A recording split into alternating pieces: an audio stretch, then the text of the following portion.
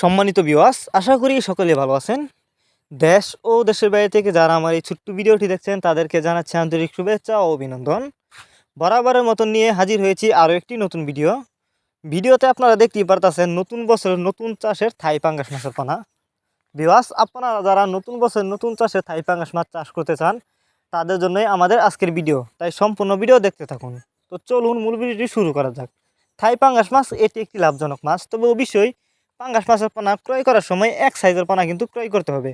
অনেকেই ছোটো বড় পোনা ক্রয় করে, যে কারণে কিন্তু বেশি লাভবান হওয়া যায় না। তবে যদি এক সাইজের পোনা ক্রয় করেন তাহলে কিন্তু দেখা যাচ্ছে বেশি লাভবান হওয়া যায়, কারণ বড় মাছগুলি কিন্তু বেশি খাবার খেয়ে ফেলে এবং ছোটো মাছ কম খাওয়ার কারণে কিন্তু ছোটো মাছগুলি ছোটোই থেকে যায়।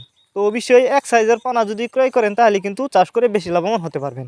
তবে আমরা কিন্তু বাংলা কাপ জাতীয় মাছ থেকে শুরু করে ক্যাটফিশ জাতীয় মাছের চারা অরণ্য পোনা সারা বাংলাদেশে হোম ডেলিভারি করে থাকি।